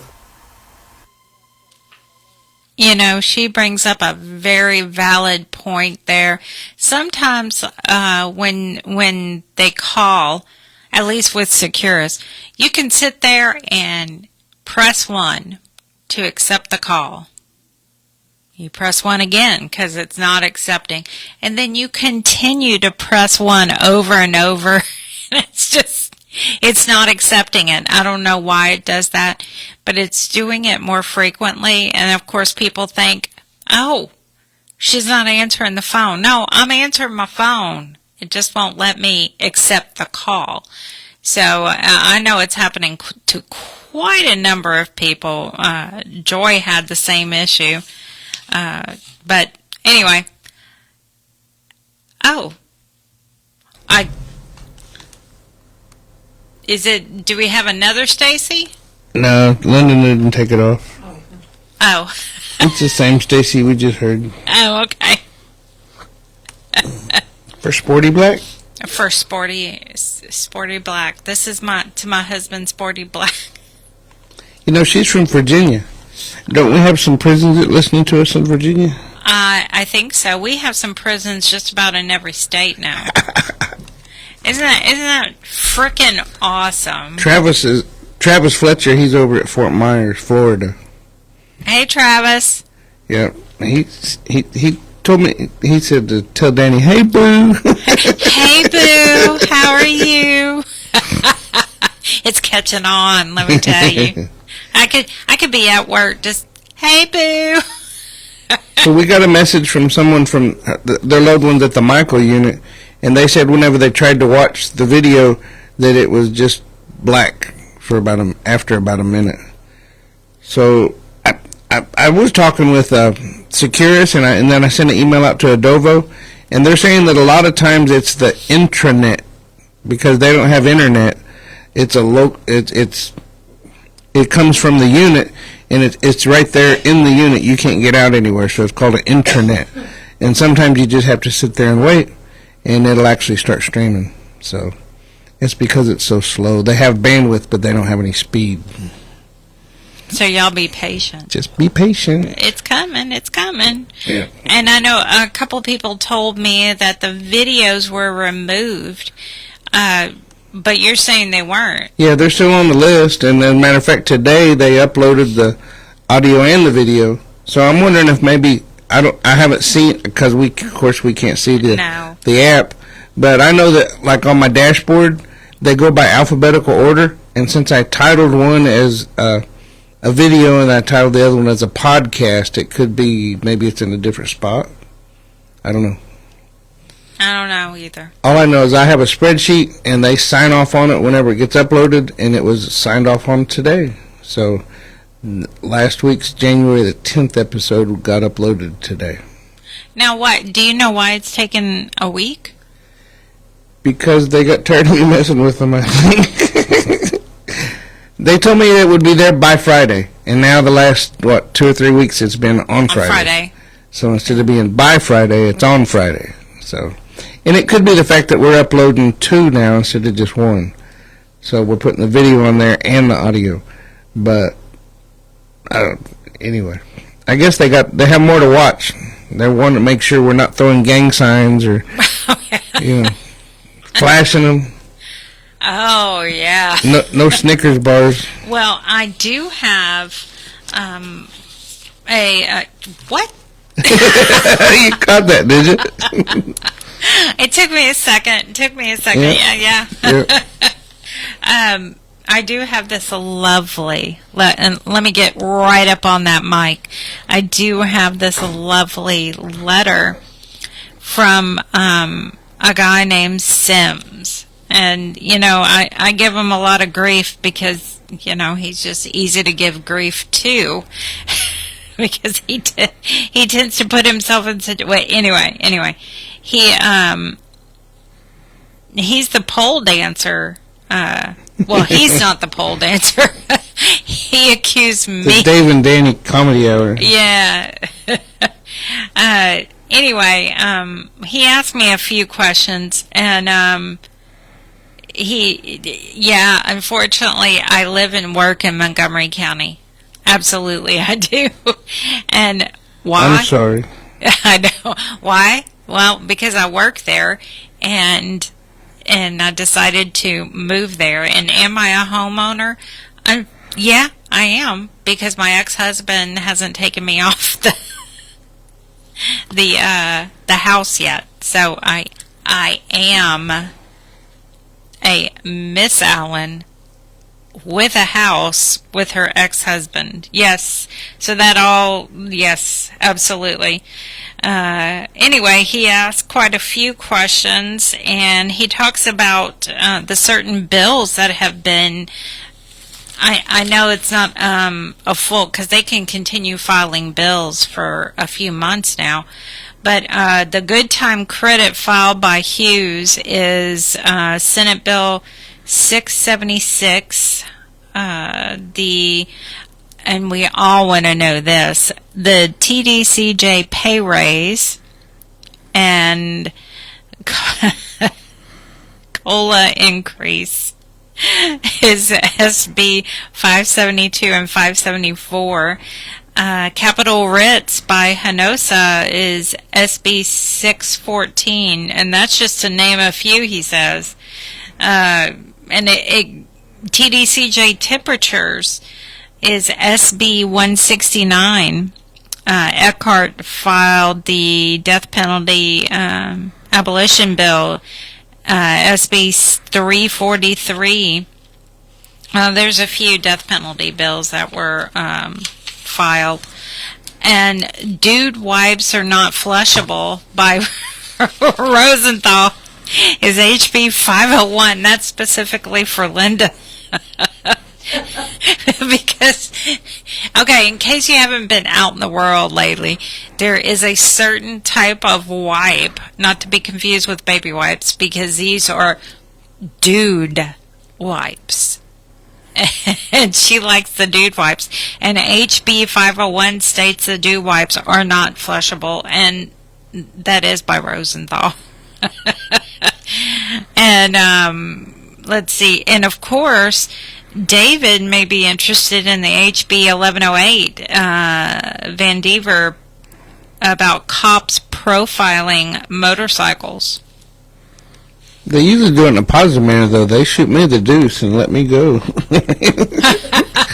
I had a cop pull up right beside me on 99. He just nodded his head, and then he left me in the dust, and I was already speeding. Yeah, you tend to get in a lot of wrecks, David. You probably... I don't get in a lot of wrecks. I've had 2 wrecks in 36 years. They just happened to be in the last year. They're in the last year, yeah. And they weren't good. I mean, you know, they weren't good, David. I didn't really get hurt last time. I got co-cocked, but after I woke up, I was all right. Shake it off, man. Shake it off. I did, and I got another one. She's sitting right outside. Yeah. She's pretty. I heard her drive up. Did you? I did. He's in another Harley, and I heard it. I'm like, oh, and there's David. Dee Dee named her Roxy. Roxy? Roxy. She's pretty. She is. I haven't seen her in person. She's red and tan and got lots of chrome and gold. It says Harley Davidson about everywhere. Now, which one do you like better, this one or the previous? Actually, a couple of bikes ago, I called her Sylvia, the silver one. Oh, yes. Okay. 2013 Electric Glide Ultra Classic CVO. For those of you guys that know about Harleys, they take one out of about every 15 or 20,000 to make it really special, and they call it a CVO. It was, yeah. What happened to that one? That's the one where the guy stopped in front of me going down Highway 10. Oh, okay. And this old lady gets out of the car and says, Sir, are you okay? You're doing flip-flops down the highway. I'm like, yeah, 80 miles an hour because your old man stopped in front of me. Well, and I broke my toe. That's all that happened. And then what was the bike before? 2 before? That was Sylvia? Sylvia was the silver one. Ergo Sylvia. Yeah. But then I had the Apex, and I traded it in. I put 17,000 miles on it, and I traded it in for the 2023, and that's the one they just totaled. I find it hard to believe it was totaled, though, because, I mean, it just crashed the side of it. I got pictures. It should have been able to be repairable, but they tried to say it was $29,000 worth of damage. There's someone riding around on that motorcycle. Probably. They fixed it. They got a good deal, didn't they? So, Linda and I went to the Houston Peace and Justice Center's executive committee meeting this past Saturday. And we're going to be doing a lot with the organization. In fact, Sophia and I will be riding in the Martin Luther King parade Monday, if it still goes on. I'm not sure if... It's going to be kind of chilly. Yeah, that's why Sophia has heated seats. Yeah, but they said there might be like 2 inches of snow. On Monday? Tuesday. Oh, well, the parade... the parade's on Monday? Absolutely. Oh, my bad. You'd be all right then. You'd just be cold. Yeah. You're supposed to get a hard freeze between Monday and Tuesday. Yeah, hopefully I'll be, home and in bed. But I plan to do this. I plan to do it, but now I even plan to do it more because I do not want to be watching TV Monday. Just saying. I want to go Monday, but I don't know if I can make it because it's supposed to snow where I live, so I don't know. Yeah, it'll be snowing up where I live, too. Yeah, they said... On Monday? Wortham and Mahair are supposed to get... 22 degrees. Get some snow Monday. 70% chance of snow. On Monday? Yeah, well, yeah. Oh, I live north. I mean, I can be down here and take my jacket off, and it's nice and toasty. Well, and then I go home and I got my winter jacket on. I mean, I live north too. I live in the Woodlands. I live further than that. It's 68 miles to my house. Yeah, it's not that far to mine. I didn't move all the way up there, David. I did. It's like Shepherd America. It's Shepherd America. You and see, that says it all. In Houston on Monday, it's only supposed to 8% chance of precipitation, and during the day.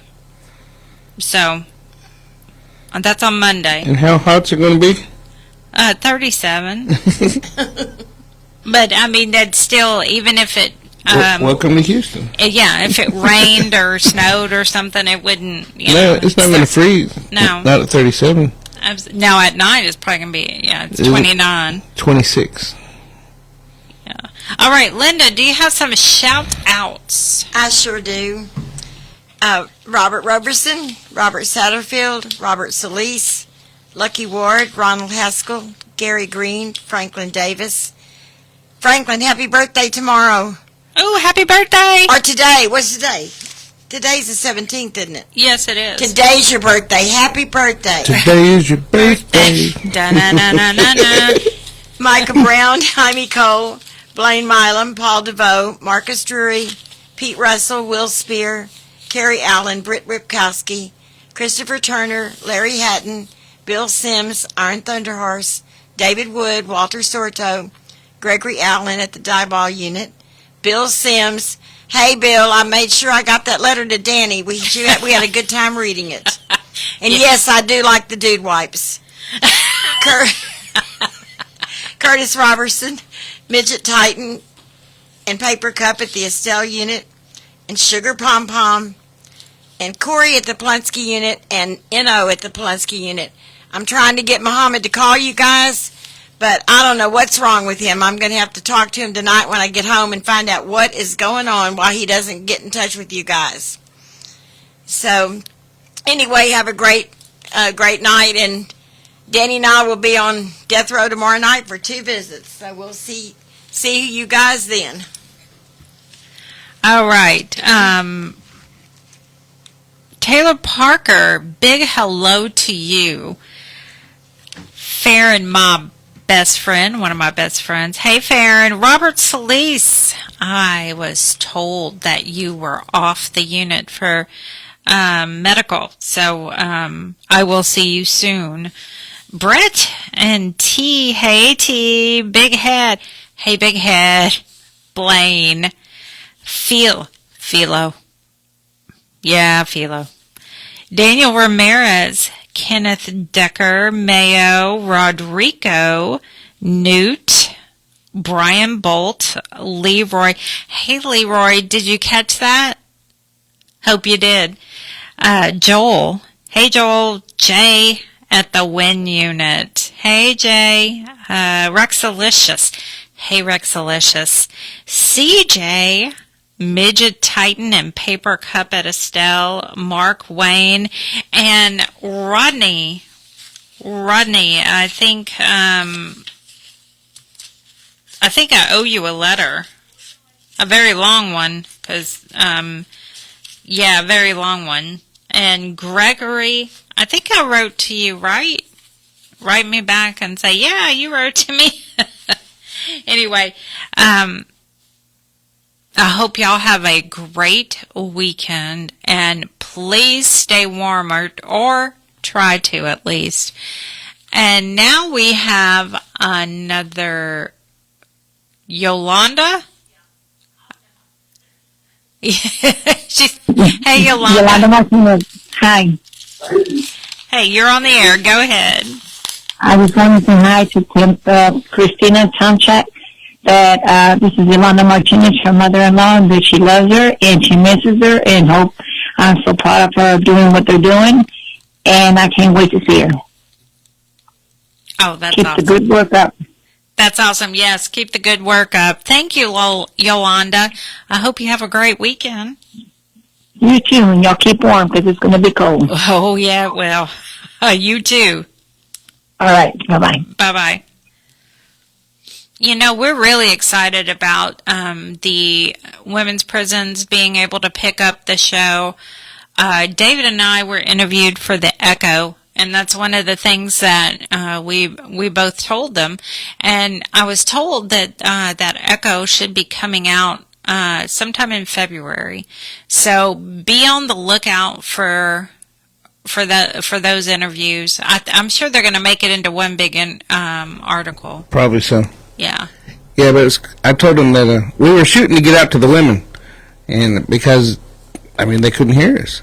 And we kept having guests that would come on, Rhonda Arias and different people, Hannah Overton, but yet their audience couldn't hear them. So we kept trying to get to the ladies, and bam, we got to everybody. I know. All at the same time. Hey! A big entrance. We made a big entrance. So it's a big adjustment, not just because we need a cameraman. Yes, we do. We're trying, because honestly, and I'm looking directly at Facebook Live right now, honestly, I know y'all want to see me. I know y'all do, but you know what? Y'all need to see them, too. And Linda's over here. Yeah, I'm not so much me. I mean, I look like Santa Claus. Y'all know what Santa Claus looks like. Oh, no. I know a Santa Claus-looking feller over at the Styles Unit. Oh, yeah? Yeah. Yes. He's more Santa Claus than I am? You have no idea. Yeah. Well, he looks like KFC. Oh, really? So he's got a goatee instead of a... Yeah, but he can be Santa Claus in like a few days with a full beard. Yeah, somebody asked me one time, said, how long did it take you to grow that beard? I said, about a year. They're like, what? Yeah. Are you serious? I shaved it off. I got pictures. I shaved it off. Y'all remember I shaved it off? I came with the prison show and I was we were butt naked. Everybody scared to death. I know. We were horrified. It's like, what happened? Why'd you... I went to work and they said, excuse me, sir, can I help you? You look like a possum. Oh my God! In case y'all didn't hear that, Linda just told David he looked like a possum when he shaved his beard. It's freaking awesome. That's freaking awesome. Oh, that's crazy. But now that we're reaching, did you see what the Sunset Committee said? That you look like a possum? No, the Sunset Committee said that TDC needs to shut some prisons down. Oh, yes. I have emailed that article out to, and I have also sent the Sunset Commission report into quite a few prisons. Yes, they... Yeah, they said if they can't staff it, they need to shut it down. But TDC is opening up prisons. The Bartlett prison, the one in Palestine. Yeah. What's the name of that? Gurney? Bartlett State Jail? No, Bartlett is by Austin. I think it's a Gurney up there. They had closed it at one time. Now they're reopening it. It used to be like diagnostics, right? I don't know. And now they're also fixing to build a new one. So they don't have staffing for the what they have, because like Brittany and I were saying, it's always, I'm sorry, we're short on staff. We're short on staff. We're short on staff. It's been that way for years. It was so bad that they advertised in Africa so that people from Africa could come to America because they'd have a job.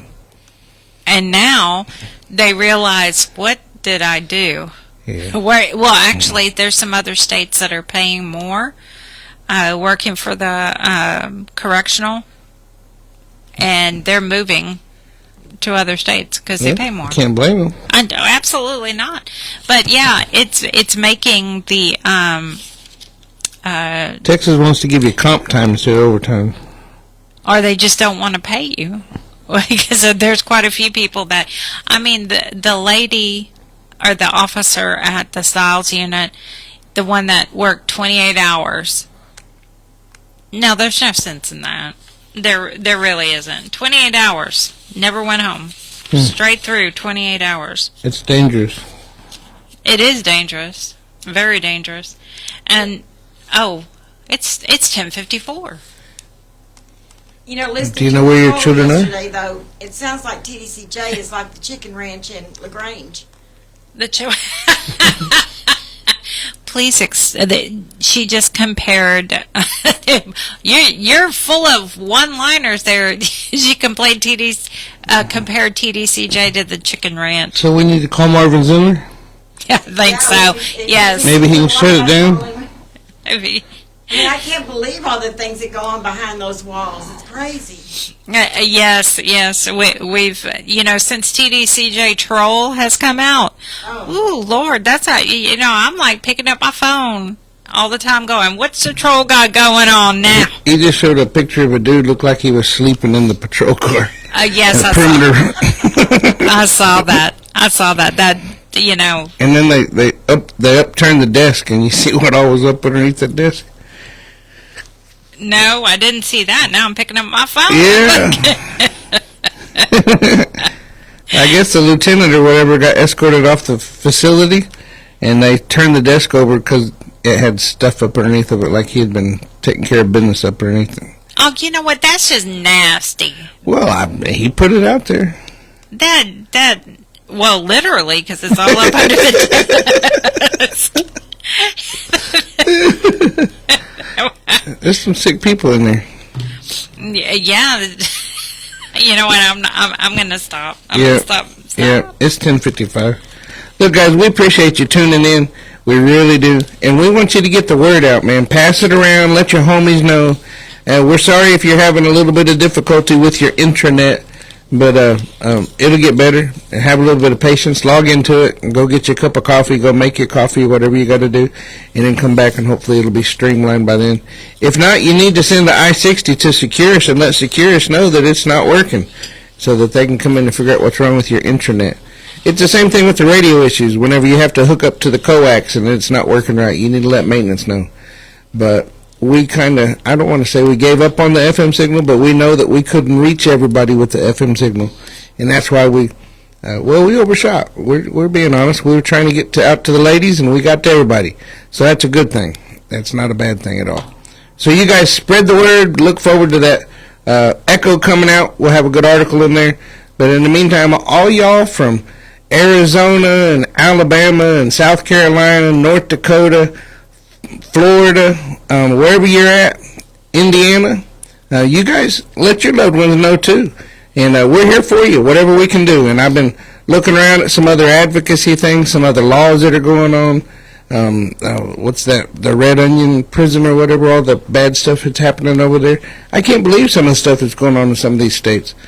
But we're here for you, guys. Let your loved ones know. They can call us. It's 713-526-5738, option 2 while we're on the air after 9:45 for shout-outs. But we're letting you call us. We're letting you send us a voice recording up to 2 or 3 minutes. Send it to either david@theprisionshow.net, or you can find us on our Facebook page. Somebody asked me the other day, what do you mean by DM on this page? Well, the Prison Show Facebook page, and there's a little button up there that says message. Hit the message, and then you go down and hit the microphone, and you can actually leave a voice message. And I'll get it off there. So there's lots of ways you can get the message to us. So pick one, and let's get these shout-outs going on.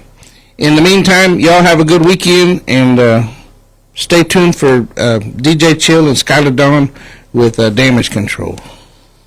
Have a great weekend.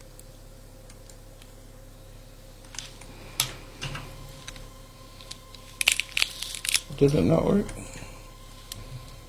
Oh, man.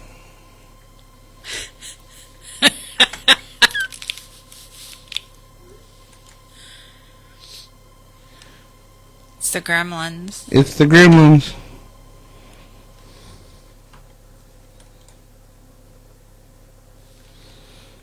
Not sure what to do. It's going to be one of those nights, isn't it? It is going to be. I already closed the Dropbox, and here it's not working, so. Well, as you can see, we always have issues. Always. Every single show. So, we're going to have to talk for another minute or two. That's not a problem. I always have something to talk about. I can get my Dropbox open back up, but you'll have to cover for me. If you would like Linda and I to mention your name on this show, let us know. You can definitely write to David at 226 Chipmunk Trail, Shepherd, Texas, 77371, and he will get that message to us, and we'll be more than happy to do that for you. Or you can email us if we're on the Securus app. May I help you? And Oh, we did, but the shout-outs are over now. She can make one real quick. She's got 1 minute. Yeah, 1 minute. Go. Hold on, you can make one real quick, okay? I'll put you on hold. I'll put you on the air. Okay. Okay, you just have a few seconds. Go ahead. Hey, this shout out from Humberto Garza. Mijito, your tío and I got your card. Thank you, Papacito. We love you and we miss you. Good night. Have a great weekend. You too, ma'am. Bye. All right, we got 15 seconds. So look, guys, sorry we didn't get to go out with Charlie and their grits. We didn't get to do our pole dancing song this weekend. And I was looking forward to it. Y'all stay warm. See y'all next week. Linda's got music going on. I don't know what that is. Yep, we're off the air. No, you're on the air. No, we're off the air. You just hear me.